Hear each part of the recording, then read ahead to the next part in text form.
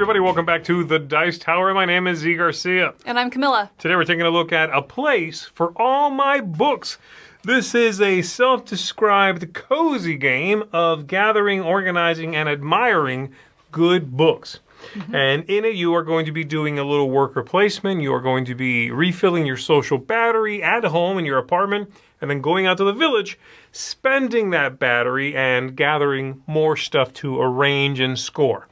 Let's go ahead and take a look at how the game comes together. We'll do that on the table. Come on back, tell you what we think of it. In the game, the players are going to be taking turns, gathering books, arranging books in their apartments in order to get the most victory points. When the end of the game is triggered, players are going to get victory points for every book they have in their collection, will be worth 1 victory point. Every completed little project will be worth 2 victory points. These have things you're attempting to accomplish, and they let you know that you get 2 victory points right there, plus some social battery as well, which we'll come back to. You are going to get victory points listed on any of the other neat stuff you collect while you are in town. And then lastly, you are going to get victory points if you achieve any of these major accomplishments. And if you do it first, you'll get more than if you do it second or later in the game. So let's go ahead and take a look now a little closer at a player board. I'll show you the different actions you can achieve on here. And then we'll jump to the village board and see what's going on out there and how you can gather all of this fun stuff. Starting with the star player and going around and around the table, you are going to be, on your turn, taking an action. Many of those actions are here on your apartment board, and many of them, like I said, are in the village, but we're going to focus on this for right now. You have your little worker here, and on your turn, you have to move it to a new place. You cannot stay where you were and do that thing again. And so we're going to go around the board here. It tells you over here what you began with. That's what's already on my board, though it is randomized into some different locations. You'll see that your apartment here is broken down into the bath, the kitchen in orange there, a den, which is these 4, and then the bedroom are these spaces with the nightstand right there, okay? And so on your turn, we'll do this one first because we'll come back to it later on. You can leave the house. You pay 5 social battery, and you advance the sun tracker, which is on the other board, and then you immediately take a turn in the village, okay? After that, we've got this one here where you can read a book. You're going to gain 2 social battery clicks over here, and you'll see this goes all the way up to 20, all the way down to 0. You're going to get 2 of that, and then you move 1 book from anywhere in your home to the top of your nightstand. So you can take anything you want to, put it in the nightstand right there. Next up, we've got Admire. You accomplish 1 or more of your little projects. If I'm able to pull off one of these, 1 or more, then I can accomplish that. So for example, this one wants no green books in my bedroom or the bath. I almost have that. I have no green books in the bath at all. There's a yellow on top of a yellow, but there is a green right here beneath my blue. So if I'm able to move that out of there, I would be able to accomplish this, getting 2 victory points and 3 social battery. So how do I do that? Well, let's keep going here and learn about some other abilities. You can sort or you can gather. Sorting here gets you 1 battery, and then you pick up a stack of books and distribute them to the top of any stacks or empty spaces. So if I did that, I could grab this stack here, and I could go 1 there, I could put 1 there, and I can put this one, I don't know, there. Okay? So now I can achieve this because there are no greens in the bedroom anymore. The other option here is gathering, where you also gain 1. You take the top book from any number of stacks, and you make them a stack. So I could take this one, and this one, and this one, and make them a single stack, however I want to, okay? And then lastly, you've got rest down here, where you're going to gain 2 on the social battery, and then you gain 2 little projects. That's what that symbol means. It's the back of these. And then you will discard down to being able to hold 5 of these. And these have all sorts of requirements, having 3 or more stacks topped with red books, having 3 or more stacks topped with red books among your central 4 spaces. And again, if you manage to draw the right card and pull off the necessary combination, you could do multiple things at once. You can see how these 2 have a lot of overlap, and I could easily do both. If I'm going for one, might as well try to go for both at the same time.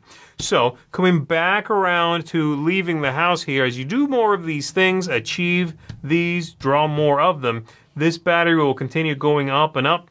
And whenever you want to, you can do this action over here, drop this by 5, and go to the village and take an action there. So let's go ahead and take a look at what you can do. The very first thing that happens when you leave the house is that you advance the sun tracker. This tracker here is going to advance the game, and when it makes it all the way to the end, then you have one more round, as it says, and then the game is over, and you'll tally up your victory points. Now, don't forget, every time someone goes, this will advance. So if, say, in a game with 3, it begins there, and all 3 players in a row go to the village, it will go at the beginning, when everybody takes their turn, it will move once, then it'll move for the second player, then for the third player. So it does move very quickly sometimes. So that's the first thing that happens, and then you go to one of these locations. You'll notice many of them, not all of them, but many of them will cost you social batteries. And a big part of the game is knowing when to come out here, when to go back home, and doing that back and forth. Here you'll be able to acquire new books, you'll be able to acquire more little projects, other neat stuff, cards here, and there's also these major accomplishments off to the side. So let's take a look at what you can do. On your turn, you can go to the library, costs you 1 battery, you draw 4 books from the bag, you are going to keep one of those, and you are going to deal 1 to each of these locations here, so that they grow a little bit, and you'll be taking from there as well. Every time you are keeping things, by the way, you have 2 backpack spots on your player board, and you'll be placing books there up to maximum, and then when you get back home, you unload from there, okay, as its own stack somewhere on your apartment board. So that is the library. Over here at the bookstore, you are going to take all the books and the little project from one of the shelves, one of these 3. You can pay based on which one you want. The largest means the one that has the most books, okay? You can take the medium one, happens to be this one right now, or you can take the smallest one, which happens to be this one right now. Depending on how these things get taken, those definitions will change which one we are looking at, okay? Then we've got the village shops over here. This is where you're going to bring home some of this other neat stuff. You can go there and you can acquire one of these cards. If you want a single one of the 2, that'll cost you 4. Both is 9, quite a bit. Or you can just buy one blind from the top of the deck. That's only 3, and then we reset these 2. So these always give you victory points, you'll see there, but then they also do some ability that will change what you have access to. If you buy the French press, for example, then you get to flip this card on your turn and gain 4 social battery.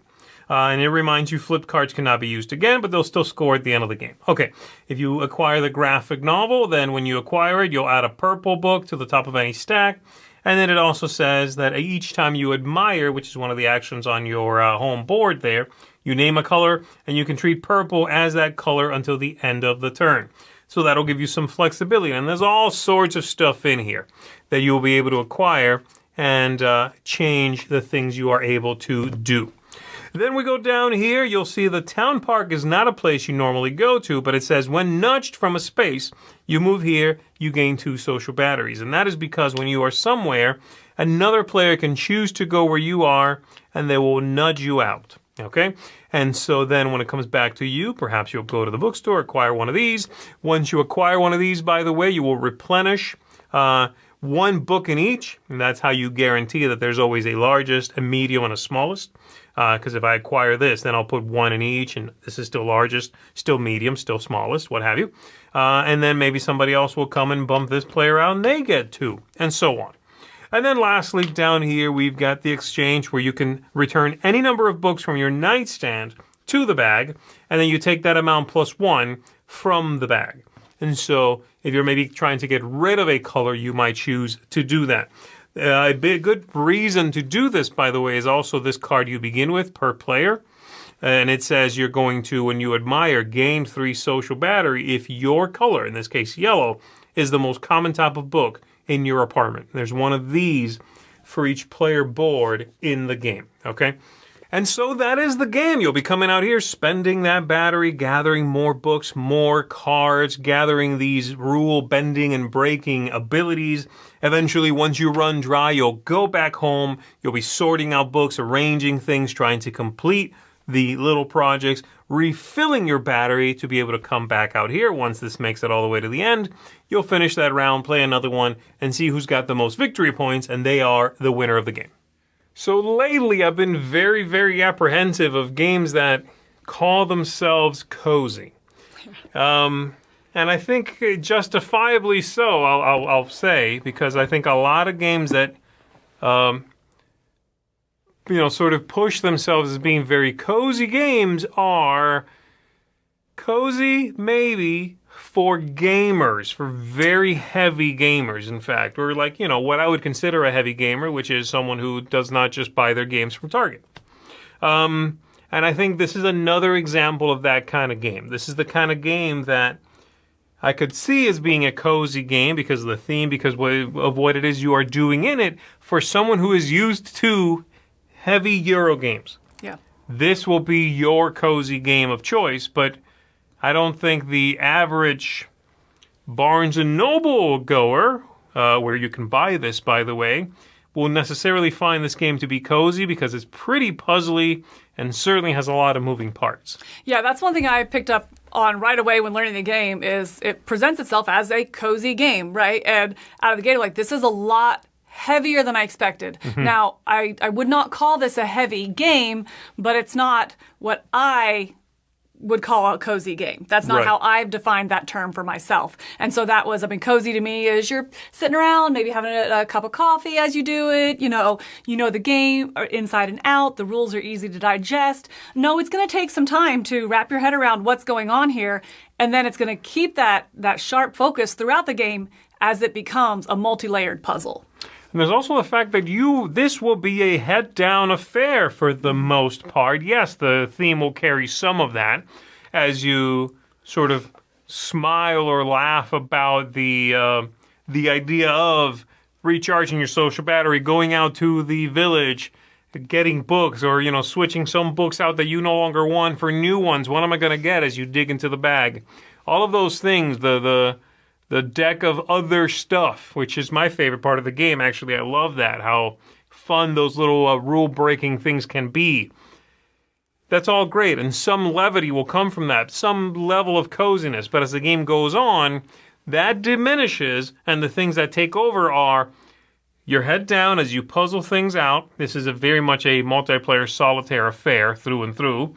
The fiddly and persnickety aspects of the game as you have to create many stacks in your apartment. Be careful not to knock anything over. Carefully puzzle out, if I pick up this stack, I have to deposit these here, and wait a second now. If I do that, I go from being able to fill 3 of the little projects to suddenly now this red book being in the bathroom conflicts with this one. There's a lot of little things happening, I don't find that to be cozy necessarily. Right, and I think you're kind of already illustrating somehow how we are going to feel differently about this. Mm-hmm. And by that I mean, you're like, it's not cozy, and it almost sounds like you're describing it kind of as grindy almost, like a little bit of like, does this work, does that not? It kind of gets in its way maybe. Again, I don't want to put words in your mouth, but a lot of little things happening. And I think rather than cozy, I would describe this as more like satisfying. I do think those things are satisfying as you are puzzling through it and like, if I do this and that, and can I combo that together? So I am getting 2 goals instead of 1. So it's that turn optimization of the puzzle, or puzzle optimization, I guess. And is that satisfying? So for me, it's like, that is a satisfying experience. I don't call that cozy necessarily. Sure. And it's where do you fall in that? And I certainly find a lot of aspects in this game to be satisfying. I like the idea of some of that arrangement of the puzzle so you can sort of, mark off the check boxes and do so effectively and efficiently. I like the idea of being able to manage enough things so that, yes, I can trigger 3 of those in a single go and get a whole lot of rewards. That feels good. You just sort of made 2 turns over the other players. I find those things challenging, didactic in the mind, and engaging, but yes, the whole cozy thing doesn't really come through for me. A couple of other things I had an issue with here are, there's a nice helping of luck in this game for how thinky and puzzly it is. There is certainly turns where you are going to draw some of those little projects and you just luck into 2 things that overlap almost perfectly. Mm-hmm. You saw something in the overview, in fact, that was just lucky. Needing 3 stacks that have a red book on top, and then needing 3 stacks in the center of your board that have a red book on top, that's just luck. If you don't draw those 2 things together and someone else does, they're doing better than you are. That's not through any fault of your own, And I think that is a exaggerate that's even shown when you get to those major accomplishments, which are the 3 goals that everyone's going for, right? Sometimes the initial hand that you draw or the minor accomplishments that you're getting as you go through align great with that. Yeah. And it's like, great, I want really tall stacks, but other times it's completely opposite, and it definitely feels like you are already behind. Right, and you're fighting with yourself. Correct. And it's like, which do I do? Do I try to get all these minor accomplishments, or do I go for the major accomplishments, which is that kind of race and one of the few points where you are interacting with the other players? Right. It's like those 2 things aren't working together necessarily, and you have to pivot, or do you just go and try to really flesh out and get some more minor accomplishments to find those combos? Well, at that point, you're wasting time. So again, they kind of work against each other sometimes for such a puzzly game to have that much luck in the draw of those goals. Right. My only last thing I want to mention here, and I'll hand it over to you, is I really don't like, I mentioned very much enjoying the deck of other stuff, or whatever it's called, other neat stuff, I forget what it is. That's my favorite part of the game. I like those cards because they bend and break the rules. They let me do things that no one else gets to do, and that's fun. My least favorite thing is also within that deck, and it is some of the cards in there are board games, and they are just set collecting. I didn't show you this in the overview, but basically, if you have 1, it's 1 point. If you have 2, it's 3 points, what have you. They're all self-referential to the company, and I really like that. It's like, way to take me out of this lovely, cozy, pretty thing I bought is to, push 3 versions of Boop at me. It's that plug.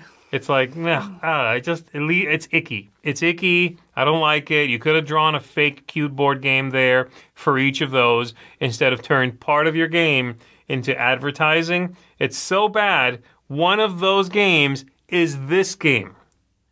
Oh, wow. I didn't see that. Really?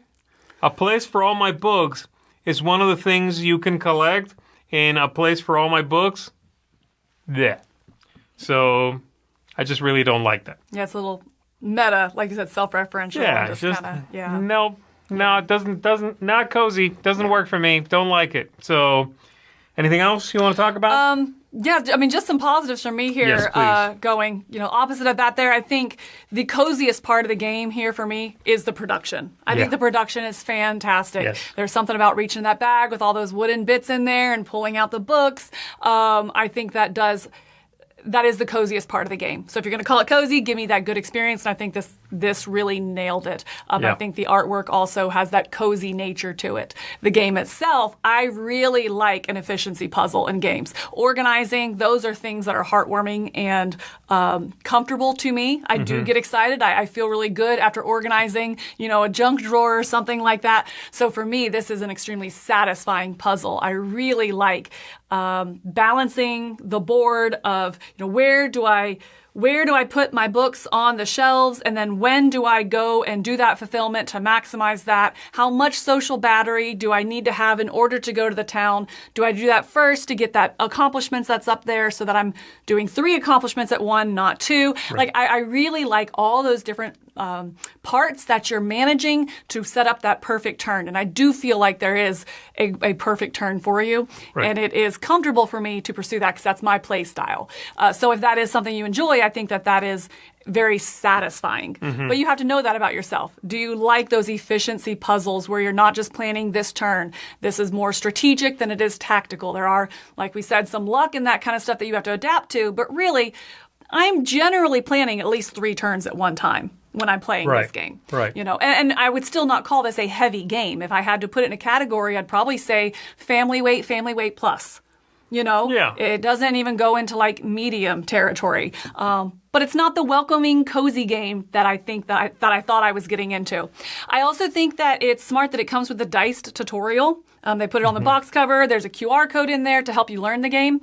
That definitely slows down the learning process, but it is very smooth and it does teach you every aspect of the game. I thought that was fantastic, and that might ease that barrier to entry. Right. The last thing I'll talk about here before we get to scores, if you don't mind, is I played the solo game a couple times of this as well, and I think that might be my favorite way to play this. Really? Okay. I really enjoyed the solo. I think that it's pretty quick to set up, it's really easy to run, and it does just, once again, fall into the category of games here where I can sit and I can just puzzle it in the same way that I would organize my books. Right. You know, I don't bring my friends over to do that and us talk about it, and you take that shelf and I'll take this shelf and let's see whose is better. You don't do that. You sit and you organize them and you enjoy it, you know, whether it's coffee mugs or books or board games, whatever it is. And I really wanted to speak highly of the solo game. I think it fits well into the theme here, and I think it is a very well done solo game that's probably more approachable than the group game. Okay. Yeah. Okay, well, that's good to know. I have not played the solo game myself, but I'm glad to hear some good things about it. Yeah. For me, I'm going to come down at a 6 on this one. It's not a game I dislike. That 6 is not a bad score. I just found it to be a game that pivoted on me in a direction I was not necessarily wanting.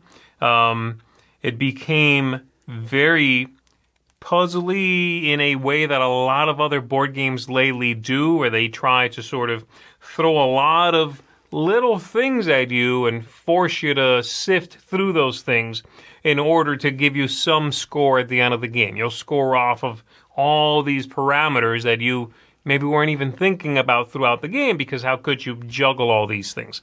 It started to dip a toe into that area and away from what I was hoping would be something more social, maybe, something a little more warm blanket-ish, for lack of a better term. But it's not one that what you're doing in, I dislike. I enjoy puzzly games.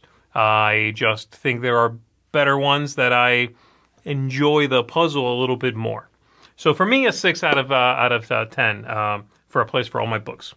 I'm going to come in at a 7.5, and I will absolutely agree with you that there is a pivot in this game that you have to make. For me, that pivot was very positive. You know, I expected it to be a light, breezy game, and I ended up very satisfied with the puzzle, with that turn optimization, with trying to combo my turns together and make sure that I sequenced them correctly. That was very satisfying experience for me.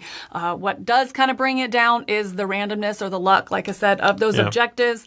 That's kind of taken away in the solo game, you know, a lot, and maybe that's why I do lean towards that way of play. But still very happy to sit down and play a multiplayer game of this, and also very happy to solo it pretty often. It's one that I do find myself still thinking about and coming back to and excited about my next play. So for me, it's a 7.5. Well, there you go, folks. That is a place for all my books. Check this one out if it's speaking to you. And thanks for tuning in. My name is Zee Garcia. And I'm Camilla. We'll see you on the next one.